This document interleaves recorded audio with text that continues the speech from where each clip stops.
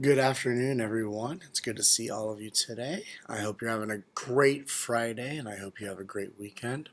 Today, lunch is glazed turkey tenderloins from Lean Cuisine.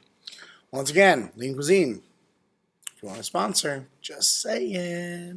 I realized my lessons this week for the first time, probably not the first time, but I think the first time this year, I had full differentiation across the board. Awesome. Right on. We were doing some music reading with xylophones, G, A, and B, and I had some two measure examples. And as soon as the kids played through all four, they could choose one that they were most comfortable with, play it for me. I would give them pointers. Kids did really well. A lot of the minor mistakes were like, making sure that the quarter note was long enough or that the eighth notes were even, right? Very basic, normal stuff that elementary aged kids make mistakes on all the time. So couldn't be happier. For my kids that are very advanced in music, they got through all of those examples lickety split, and so I had them on their whiteboards. They would write up two major examples similar to what they were playing, and do that for their xylophone. So, and I told them, whole notes probably not a great idea for xylophones because they can't sustain the sound. Half notes, even still. Quarter notes are great. Eighth notes are great. 16th notes are great. So, and they did a nice job with it. It made me realize exactly where a lot of kids are as far as where they should be for rhythm reading. Yesterday, I decided to sit in on our Tier 1 meeting. For those of you not in the education world, Tier 1 is basically your baseline behavior stuff. And our Tier 1 team consists of, 3 or 4 teachers. And I thought my perspective would be really good since I see all of the students. I figured, having a specialist teacher would probably be beneficial. So I thought I'd drop in. I'm kind of glad that I did. We were actually tasked to help staff a fun run that my school is doing. We were supposed to figure out who was going to run this thing. Not exactly Tier 1 related, but hey, it was kind of fun. It was like an organizational puzzle, I suppose.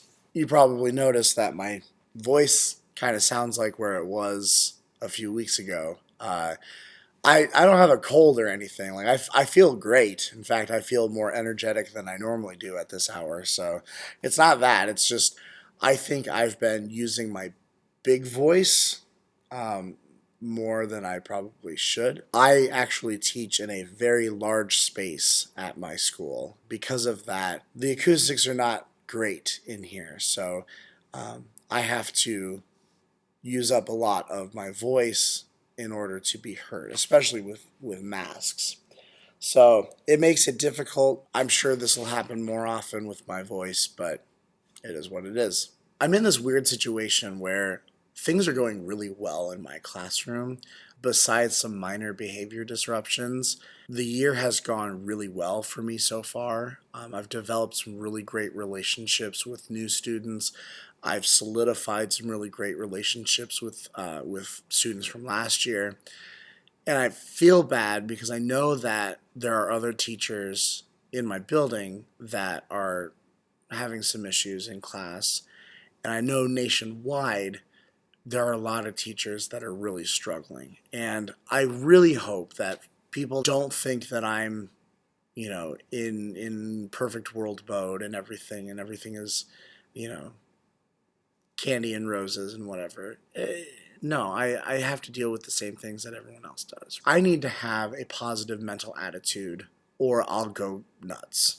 It's just the way it is. I am very much a realist. I'm not one of those that, in it for the outcome, not the income. That's not me. At the end of the day, this is a job. This is a paycheck and all of that. So I'm not going to be one of those that, sacrifices my nights and weekends to set up the perfect whatever for my class. That's just not going to happen. Does my teaching suffer from it? Not necessarily. I can think of really good things to do with my class on the spot. Could I do more? Probably. I will take time during the summer to improve myself. I will take time during professional development. It is very uncommon for me to stay more than an hour past contract hours because work-life balance is important to me. I keep thinking about something that happened earlier today. I made new seating charts for October. Today's an A day, and we have a 3-day rotation. So I wanted to get the new seating charts done today rather than the next time that I see them. With the 5th grade, I decided to throw them a bone a little bit. They are my school leaders, and I thought, well, I will sit them next to people that they don't absolutely hate, and we'll see where it goes. There is kind of an ulterior motive to that. I do a lot of partner work in my class, especially when we're doing instruments.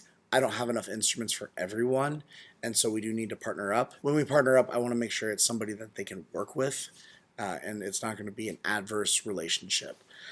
However, I do think that I might have taken it a little too far. I did try to sit friends next to each other, but I think a few of my students might need new spots, which is unfortunate because that means that I have to move two other students that were doing just fine. All the other classes, it really doesn't matter to me if they don't like each other. Like up through 4th grade, honestly, it's like if you can't handle the person you're next to, like this is a life skill, right?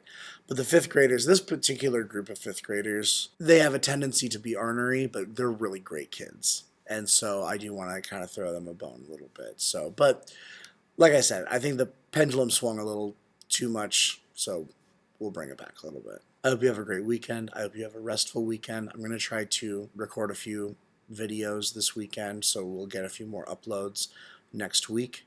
Otherwise, I will see you. Bye.